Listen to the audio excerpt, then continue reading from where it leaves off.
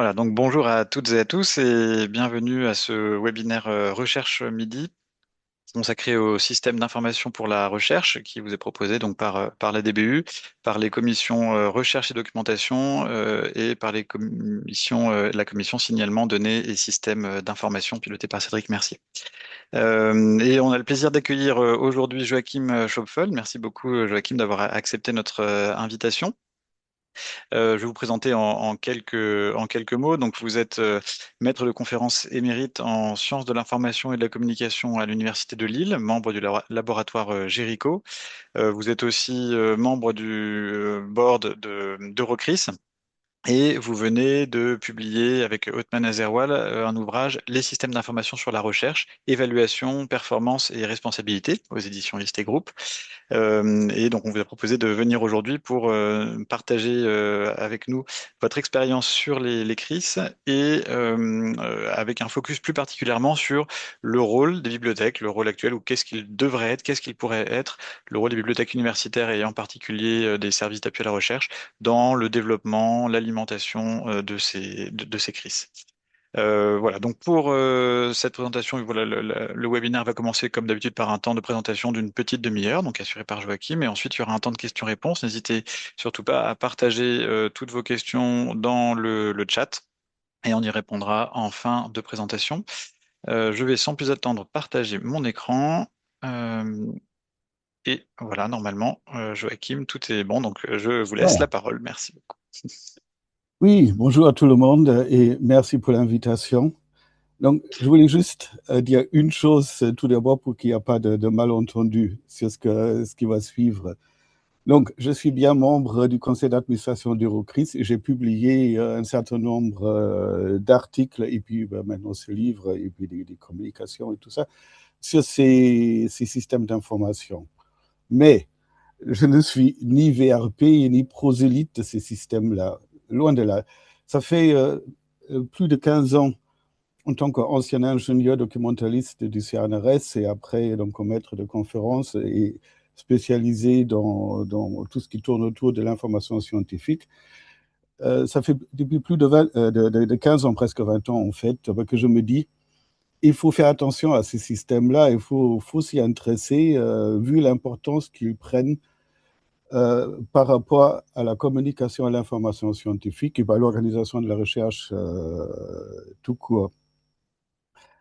Euh, Faire attention au contenu, aux sources d'informations que ces systèmes traitent, à la qualité de ce contenu, mais évidemment surtout à l'usage, ce qu'on fait, aux indicateurs qu'ils produisent, à la gouvernance et à des aspects éthiques. C'est ça la raison. Donc, ne vous méprenez pas, je ne suis pas là pour faire la promotion de ces systèmes-là, mais juste pour faire comprendre de quoi il s'agit.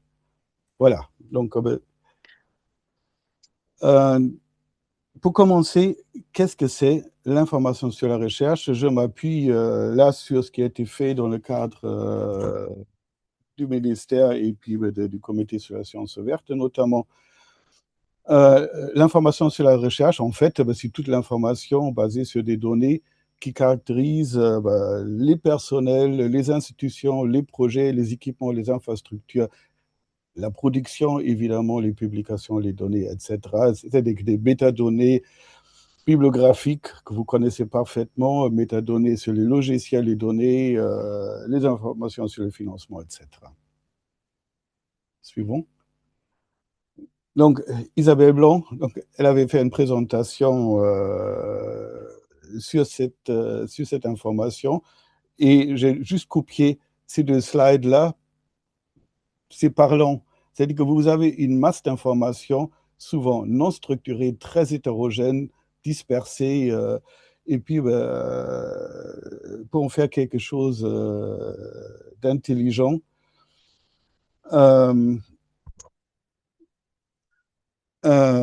faut structurer, il faut classifier, nettoyer, etc. Donc, suivant. Là, je ne vois plus. Voilà. Ah, Non, il y a quelque pardon, chose. c'était ici. Voilà, il y avait les slides d'Isabelle Blanc, que je ne vois Euh, plus. il y a juste Là, celle. voilà, OK. Ouais, c'est ça, pardon. Oui. Donc, la suite. Pardon. Bon, là, on revient en arrière. Hop. Normalement, c'est bon. Voilà. Donc, il y a beaucoup de systèmes différents. Là, je montre juste 6 euh, pour une raison. Vous avez là les grands acteurs. Vous avez Clarivat avec leur propre système Converis. Vous avez Elsevier avec leur système Pure. Symplectic bah, qui est vendu par Digital Science, c'est le groupe auquel appartient Springer Nature. Et puis, bah, vous avez d'autres systèmes nationaux comme Sigma en Espagne, IS en Allemagne, et puis bah, vous avez des systèmes ouverts au niveau international, notamment basés sur DSpace Chris, que vous connaissez aussi bah, en grande partie. Suivant. Voilà. Qu'est-ce qu'ils ont en commun, ces systèmes-là? Ces systèmes en commun, les données exploitées, informations bibliographiques, métadonnées, etc., etc., et les objectifs. Ces systèmes, pour simplifier, eh ben, sont là pour faciliter la gestion des ressources humaines, ressources équipements, etc., pour produire des indicateurs, normaliser les informations et garantir leur interopérabilité à l'échelle nationale et internationale. Je reviendrai là-dessus tout de suite. Suivant. Ces systèmes sont caractérisés, quand on regarde, quand on fait des analyses de paysages, landscape studies, des choses comme ça, des enquêtes, par leur diversité. Il y a des points convergents, il y a beaucoup de points divergents. Convergents, c'est qu'il y a une présence mondiale, il y en a partout, aussi en France. On ne les appelle pas nécessairement comme ça, mais bien sûr, ils existent. Euh, ils ont un rôle commun, la gestion de l'information sur la recherche, et puis ben, ils servent à centraliser les données au niveau institutionnel, régional, national, disciplinaire parfois, et puis bah, au niveau international, européen, etc. Les points divergents sont nombreux, comme j'ai déjà dit. Périmètre d'application, ça peut être très différent. Institutions, régions, nations, agences de financement, mais aussi des réseaux disciplinaires, par exemple. Le type de logiciel utilisé, j'ai déjà dit, il y a des solutions commerciales qui jouent un rôle important, pas en France, mais dans d'autres pays. Il y a des systèmes d'information open source comme DSpace, et puis il y a des développements internes. Beaucoup de développements internes, j'ai l'impression que c'est surtout le cas aussi en France. Et puis, bah, l'architecture globale de ces systèmes peut être très différente. Il y a des systèmes locaux, il y a des dispositifs mutualisés, il y a des plateformes d'agrégation, etc., etc. Donc, suivant. Voilà, donc ça c'est juste une carte qui est produite à partir du répertoire d'Eurocris. Donc Eurocris, c'est une association européenne internationale, le siège est aux Pays-Bas, donc, qui existe depuis plus de 20 ans maintenant. Donc, oui, il y a un répertoire où on peut trouver des crises. Donc, bah, ils sont évidemment surtout là où il y a des pays avec un fort potentiel scientifique. Voilà. Un mot sur les dispositifs institutionnels. Là, j'ai pris comme exemple l'Université de Strathclyde, Glasgow. Euh, le plus intéressant, c'est au milieu. C'est une interface de recherche, un peu comme Google. Et en dessous. Donc, quand vous regardez en dessous, vous voyez tous les éléments types d'un système sur la recherche. Donc, les gens, les institutions, les structures, les laboratoires, les domaines, et puis les données, les productions, etc., etc. Suivant. Donc, vous avez des pays, parfois des grands pays, souvent des pays de taille moyenne et petite, avec des dispositifs nationaux. Ce qui veut dire, vous pouvez avoir un système central mutualisé, vous avez des systèmes mutualisés avec des instances locales, Et puis, bah, vous avez des systèmes d'agrégation, c'est-à-dire où ce système joue le rôle d'un hub. Et puis, bah, la gouvernance, typiquement, est faite de manière que ce soit centralisé au niveau d'un ministère, ministère de la Recherche, comme en Finlande, ou au niveau d'une agence nationale de financement, comme au Portugal. Donc, il y a plusieurs possibilités. Ça, c'est deux possibilités type. Voilà. Ensuite, là, un exemple, sans approfondir, un exemple d'une interface nationale, Finlande. Donc, bah, vous avez de nouveau euh, une interface de recherche, un peu comme Google, avec recherche simple, langage naturel, et puis bah, vous avez aussi une recherche avancée. Et puis bah, en haut, cette fois-ci, vous avez les différents types d'éléments qui constituent d'une certaine manière la base du système. Les publications, les données, les personnels, etc. Voilà. Suivant. Toujours en Finlande, ben juste, ça je ne vais pas approfondir non plus, mais ça vous donne une idée comment ça fonctionne derrière, sachant que ben, le fonctionnement peut être très différent d'un pays à l'autre. Donc vous avez à gauche les sources d'informations, sources de données à la base du CRIS, et transformées en métadonnées dans le système d'information sur la recherche à droite, avec en partie des instances, disons, de médiation au milieu. Donc, vous avez à droite donc, les organisations, les projets subventionnés, etc., etc. Et à gauche, vous avez des catalogues, des bases de données, des informations des agences de financement, bases de données aussi européennes, Cordis, Orchid, vous connaissez, avec les informations sur les chercheurs, et puis ben, les informations sur les organisations, les laboratoires, etc. Voilà. Suivant. C'est un exemple, juste un exemple aussi que je ne vais pas expliquer dans le détail de la gouvernance d'un système national. Là, en Finlande, vous avez le ministère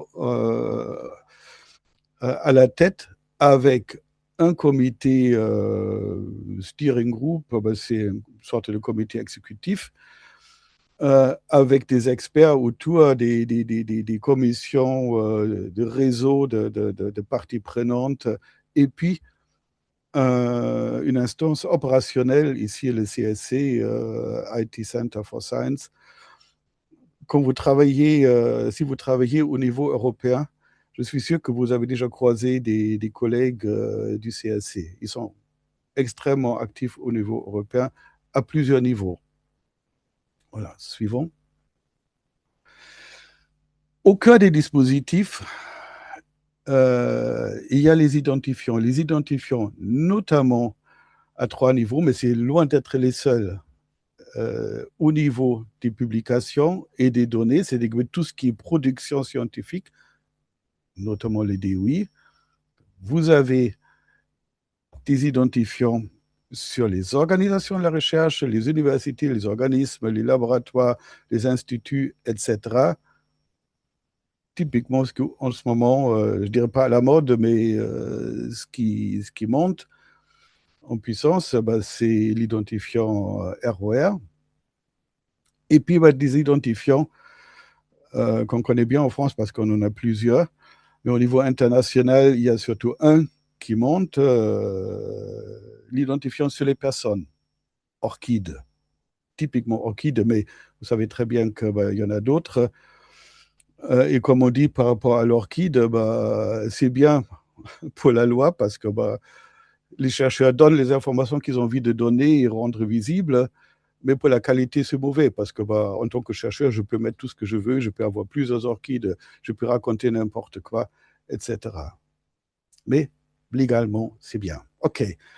Constat majeur, quand on regarde tout ça, c'est un paysage très fragmenté, avec des enjeux qui sont partout les mêmes, malgré la diversité, la standardisation, normalisation des formats et des données, stratégie sur des identifiants pérennes, sélection, nettoyage des données, transfert des données, etc. Voilà. C'est que les Polonais ont dit dans une étude qu'ils vont présenter à la prochaine conférence sur l'ICRIS dans quelques semaines, ils ont constaté que dans un environnement dynamique, c'est veut dire que le gouvernement change tout le temps leurs conditions et leurs demandes, les crises sont une sorte de réservoir d'informations stable qui doit rester flexible, mais le cœur reste stable. Suivant, s'il vous plaît. Donc, rôle des services documentaires. Donc, vous m'avez demandé de mettre l'accent là-dessus aussi. Donc, je terminerai avec cette partie-là. Souvent, les bibliothèques, les services documentaires sont partie prenante d'un projet comme gestionnaire de données, comme producteur de l'information, pour alimenter un tel système, et beaucoup moins, d'après ce que je vois au niveau international, beaucoup moins, rarement, ils sont en charge d'un tel système. Normalement, c'est au niveau valorisation, département recherche, l'informatique. Donc, dans les systèmes d'information et de recherche, l'OCLC identifie 4 rôles clés pour les bibliothèques: expertise sur les publications et les métadonnées, amélioration de la visibilité de l'accès et la réputation de la recherche, formation, support aux utilisateurs, gestion et préservation de l'archive scientifique institutionnelle. Donc, ce réservoir d'informations sur la recherche. Suivant, s'il vous plaît. Donc, d'une part, là, je n'ai pas besoin de faire un grand discours. On sait que dans nos services documentaires, que ce soit les bibliothèques ou les services de documentation, ou autres, notamment, où je te laisse aider les services de l'appui ou du support à la recherche, on joue un rôle pour garantir la qualité des métadonnées. Il n'y a pas un autre endroit, un autre métier qui sait faire ça aussi bien que les bibliothécaires et documentalistes. Voilà. Un autre aspect, c'est protéger les données personnelles, la vie privée. Les professionnels de l'information savent faire ça, sont sensibles à ça davantage que d'autres métiers dans la recherche. Donc, c'est un enjeu pour excusez-moi, ces services. Suivant. Ça va davantage déjà vers l'application de l'information, prévenir les mésusages de l'information, c'est-à-dire que la désinformation, ça concerne la qualité des données fausses ou erronées, la malinformation, c'est l'usage de données qui ne sont pas fausses, mais on peut les utiliser de manière trompeuse. Et l'utilisation problématique des données liées aux chercheurs et aux institutions, c'est très sensible. Ça concerne une partie aussi de tout ce qui a été dit par rapport aux données personnelles. Suivant. De manière un peu plus large, contribuer à une infrastructure informationnelle éthique. On mène des études depuis plus de 5 ans, notamment avec mon co-auteur, la Othman Azerwal, qui travaille à Berlin. En France, par exemple, j'ai mis trois, outils. Là, c'est HAL, c'est Orchid, c'est Chrysalide, un nouveau projet. On peut les utiliser de manière très différente. Mais il faut avoir un certain nombre de points d'attention par rapport à la construction et aussi à l'usage de la gouvernance sous l'aspect éthique. Suivant. Je me suis posé une question. Donc, il existe depuis l'année dernière une feuille de route au niveau du ministère concernant la gestion des données, l'information sur la recherche, et je me suis demandé où vous étiez. Donc, je ne soupçonne pas un seul instant que vous n'y êtes pas. Donc, ça, c'est sûr. Donc, il suffit de regarder un peu plutôt vers le bas que vers le haut. Mais vous avez votre place. Mais quelle place exactement et qu'est-ce que vous alliez faire? C'est juste la question. Je vous renvoie d'une certaine manière la balle. Et puis, j'ai ajouté ceci. La science ouverte, donc, je n'ai pas besoin de vous expliquer, vous le savez très bien, de ce que c'est. Mais la science verte a un impact, et ça, je crois que vous le savez aussi, sur l'évaluation scientifique et du coup aussi sur les systèmes qui sont utilisés par rapport à l'évaluation et le monitoring. Donc, j'ai mis deux déclarations fondatrices de certaine manière pour ça. Déclaration de San Francisco, ça remonte déjà il y a une quinzaine d'années, et puis la déclaration de Barcelone qui est plus récent. Par rapport au système dont il est question, donc soit des systèmes dédiés, spécifiques pour gérer l'information et la recherche, ou pour d'autres systèmes qui s'agrègent. Donc, il y a plusieurs enjeux. Les données devraient être ouvertes en suivant les principes de la science ouverte. Les données produites devraient être ouvertes et pas propriétaires. Mais il y a le problème, évidemment, les données sur les personnes. Donc, bon, et puis, bah, sur des projets, disons, avec un intérêt stratégique, secret de défense, des projets avec l'industrie et tout ça. Mais le principe est là. Les systèmes devraient être libres. C'est surtout le problème pour Elsevier et Clarivat, qui ne sont pas libres. Euh, il faut être capable d'intégrer d'autres données et d'autres informations qu'avant, qualitatives par exemple. Il faut produire d'autres indicateurs que ceux qui ont été produits traditionnellement par ces systèmes-là. Le traitement devrait être transparent et la gouvernance, ben, il faut faire attention comment sont pilotés, gouvernés ces systèmes-là. Donc, les principes, voilà. Donc, et pour finir, c'est pas le sujet. C'est pas le sujet, mais il y a évidemment, comme disent les Anglais, il y a un éléphant dans la salle, ce qui est évident, et dans la prochaine conférence sur les crises, donc il y a quelques semaines, donc comme ça va être pas un des sujets, mais le sujet principal qui prendra le plus de temps, c'est l'intelligence artificielle, avec notamment l'automatisation des flux, l'identification, traitement des données, la qualité, l'analyse de l'information, l'évolution, recommandation, production des rapports et tout ça. Qui contrôle ça? Qui a la gouvernance? L'aspect éthique est loin d'être réglé. Comment les données personnelles sont protégées et tout ça, ben, c'est des questions qui ne se poseront pas à l'avenir, mais qui se posent déjà maintenant. C'est évident. Voilà. Donc, quelques références. Et puis, bah, wow.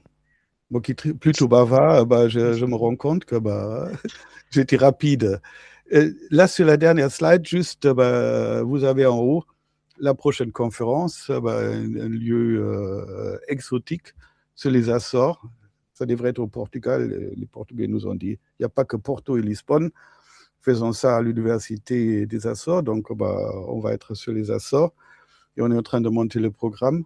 Et puis, bah, il y a un meeting qui se prépare en novembre à Saint-Sébastien en Espagne. C'est le meeting annuel stratégique d'Eurocris. Merci beaucoup, Joachim. Euh, du coup, je vais laisser Cédric Mercier, donc, qui est pilote de la commission signalement données système d'information, faire la conclusion de ce webinaire. Merci Jean-Marie et merci Joachim. Effectivement, vous m'avez vu peut-être apparaître en cours de visio Oui. dans les petites vignettes. Donc voilà, au titre de la commission SDSI, je peux dire quelques mots. D'abord, bah, vous remercier Joachim. Peut-être rappeler aussi qu'il y a donc une publication dans Arabesque qui date de la fin de Mm, 2025. mm, Je me permets peut-être de remettre le lien dans le chat. Et il y a également dans les références de cette publication, donc la référence à votre ouvrage que vous avez mm, publié là il y a quelques mois sur le sujet. mm. Donc, je me permets de le rappeler et de l'indiquer aussi à tous les participants. Ce que je retiens, mais assez rapidement, et puis pour faire le lien avec la commission SDSI, je pense qu'on a pas mal parlé des spécificités françaises aussi par rapport et peut-être un peu aux difficultés qu'il peut y avoir à mettre en place des systèmes de crise en France du fait du système des UMR, entre autres, hein, comme l'a rappelé un participant, mais pas seulement. Après, il me semble aussi que parfois, voilà, j'ai échangé la semaine dernière avec des collègues allemands de l'université de Munich qui étaient tout impressionnés de voir qu'en France, on avait en fait une archive ouverte nationale, on avait un espace recherche DataGo pour les données de recherche nationale aussi, et disaient, ah, mais des fois, c'est quand même bien pratique les pays centralisés comme la France. Mais on voit que sur d'autres sujets, en fait, il y a des stratégies différentes qui peuvent être adoptées aussi. Mhm. Donc c'est voilà, en fonction, c'est assez voilà, un petit peu drôle de constater ça. Je pense un élément aussi important qui a fait partie des discussions aujourd'hui et de votre présentation, Joachim, ben, c'est vraiment quel est le rôle des bibliothèques universitaires dans tout ça, hein, finalement. Je pense que c'est aussi dans nos interrogations, dans les commissions de la DBU, c'est comment on peut aider nos établissements à aller vers ce type de système de recherche. Je pense que les données bibliométriques, bien souvent, ça a été, au sens large, hein, ça a été une des portes d'entrée pour que les bibliothèques puissent apporter quelque chose et soient un petit peu visibles aussi dans ces projets de crise. Mais je pense aussi finalement, et vous l'avez beaucoup rappelé, Joachim, et c'était le cas aussi de collègues qui des questions ou des commentaires, que l'expertise en bibliothèque sur la gestion des données, sur la gestion des métadonnées en particulier, en fait, ça aussi, c'est une porte d'entrée qui, à mon avis, peut-être n'est pas encore tout à fait assez reconnue dans les établissements. Et même au niveau Mhm. national, hein, quand vous avez montré la slide euh, présentée par le ministère, ou disant finalement où sont les bibliothèques universitaires là-dedans, je pense qu'il y a encore un petit travail à faire voilà, pour faire valoir en fait nos compétences là-dessus. Et l'axe de la simplification, qui est beaucoup mis en avant au niveau national aussi par le ministère, en disant ben, voilà, il faut que les usagers, dites-le nous une fois, cette Mhm. information, et C'est ensuite ça, oui. l'information se retrouve dans le système et elle circule.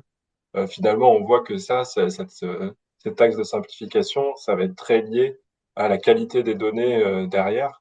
Et en fait, c'est un enjeu pour que ça puisse circuler. Si la donnée est renseignée une fois quelque part, il faut qu'elle puisse irriguer tout le système derrière. Et ça, je pense que c'est vraiment un axe sur lequel on peut aider et qui est peut-être pas facile à voir pour les gouvernances et les usagers parce que c'est pas immédiatement visible comme service quand on parle une gouvernance de structuration des données, de référentiels, Mhm. etc. Bon, il peut y avoir des sensibilités différentes hein, selon les profils des personnes, mais souvent, on veut parler en termes de service. Qu'est-ce que ça apporte à l'usager? Ah oui, quelle est l'interface qu'il va y avoir derrière? Et il y a un vrai travail d'explication, de conviction, bah, presque de vulgarisation sur pourquoi c'est si important de bien gérer les données, de structurer les données derrière pour arriver en fait à des services qui soient vraiment pertinents. Ça, je pense qu'en tant que bibliothèque, on peut aussi largement y participer. Voilà, et un dernier mot peut-être pour annoncer une enquête que la commission signalement donné, système d'information, on va bientôt lancer, justement en lien avec les CRIS, alors indirectement. C'est sur la question des référentiels, référentiels auteurs, référentiels structure, et quel est le rôle des bibliothèques, enfin comment les bibliothèques participent en fait à la gestion de données et de référentiels qui sont utilisés après dans tout le système de l'établissement. Et là, on voit bien le lien aussi avec les CRIS, et ce qui va nous intéresser, peut-être en guise d'ouverture aussi pour aujourd'hui, c'est vraiment quelle est l'évolution des métiers derrière, des compétences qu'on veut mettre en avant au sein de nos établissements. Donc voilà, l'enquête sera lancée à peu près normalement au moment des journées de la baisse. Donc je vous invite toutes et tous à y répondre quand vous la verrez passer. Merci encore Joachim et merci Jean-Marie aussi pour toute Merci la aussi. préparation. Et puis à bientôt.